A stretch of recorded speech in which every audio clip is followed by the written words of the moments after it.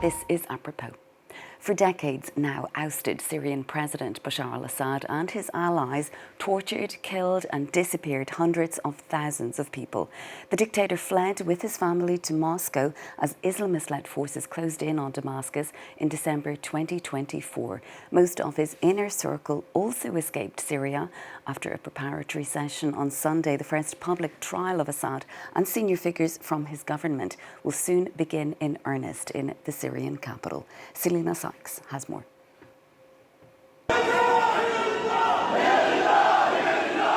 Crowds cheer in celebration outside the courtroom in Damascus. Sunday saw the beginning of a historic trial for transitional justice in Syria.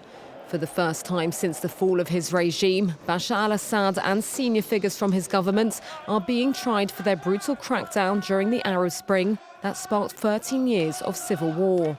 Plaintiffs and other members of the public are eager to see justice served.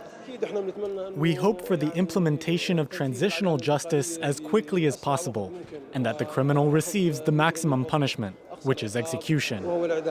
Assad and his brother Mar, who fled to Russia in December 2024, are being tried in absentia.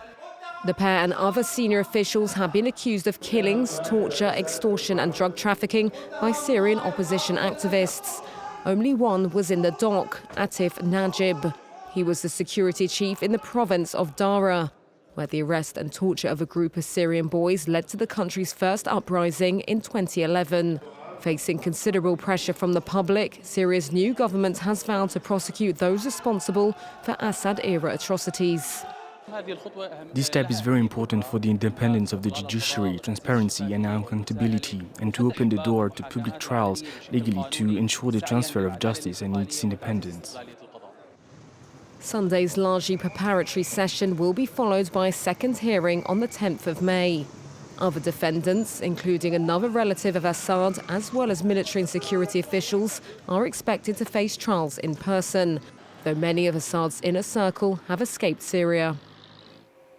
Well, to discuss, we're joined now by Nanar Hawach, Senior Analyst for Syria at the International Crisis Group. Nanar, thanks so much for being with us on the programme this evening. The Syrian Justice Minister has described this trial as an important moment for the independence of the judiciary, for transparency and accountability. In your view, how significant will this trial be once it gets going in earnest?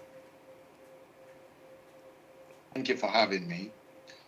I would say this trial is very symbolic. It's historic as well.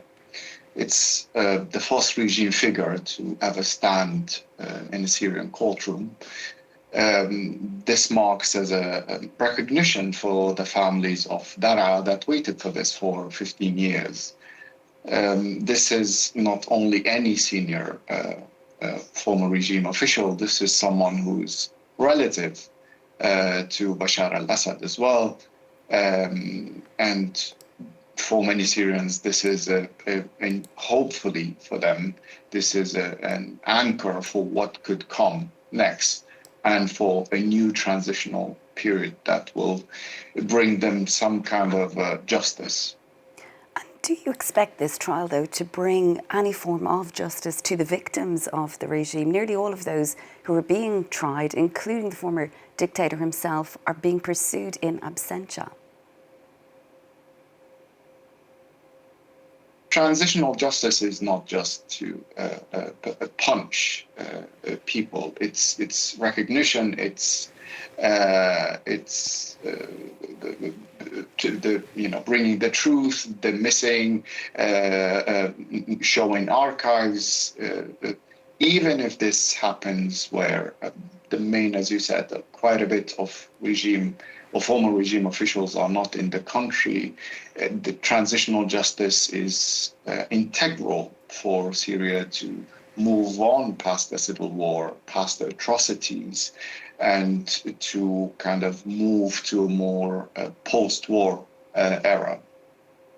And it isn't, of course, just the Assads who fled following the fall of the dictator himself, but his inner circle are also believed to be in Moscow as well. Do you think we're ever going to see a day where he and those officials, those members of his government, are going to actually be inside a courtroom to face questions about what happened during the civil war, brutal civil war in Syria? To be honest, I think that's we can always dream, but I think that's very difficult to achieve. The former regime had figures, at least the ones that we especially want to see in a trial, are under Russian protection, and Russia has signaled very clearly that it does not want to hand in the former regime figures. And I would say this is an unlikely step that Russia would take, because if Russia hands in those figures, this is a very negative message to other dictators and other figures that are aligned with Russia, that look, if your regime is toppled, we're gonna hand you into the rebels or the other party that toppled your regime. So for that reason, I would say will be hopeful, but it's unlikely. And Nanar, some analysts suggest that perhaps these senior officials from the Assad government, they're actually being used potentially as intelligence sources. Do you think they're being curtailed at all by the Kremlin in terms of their movements and what they're allowed to do in Russia? I would believe so. I would believe that they are under quite a bit of supervision by the Kremlin. The head figures as well, we understand at least, or we heard that they are put in specific kind of locations where their movement and is not completely up to them, and they're not completely free to move around. And one thing that will add to this kind of sense or information is that you had no former regime figure come out on media and say anything. And Nanar, just today, an Assad-era general accused of involvement in the Ghouta chemical attack back in 2013, it killed up to 1,000 people, was detained by Syrian authorities. But why has it taken the interim government and interim authorities there so long to begin this transitional justice process? Well, there's two main reasons. One that has to do with a more technical, institutional aspect, and the other is the political aspect. And and especially for someone who focuses on the political, this is something that we look into as well.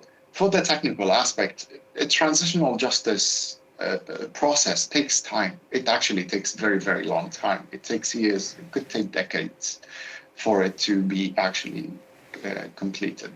Or, it takes quite a bit of time. You also need the technical and institutional infrastructure for this process. As I alluded to earlier, it's not just the trials. You need to do a whole list of things.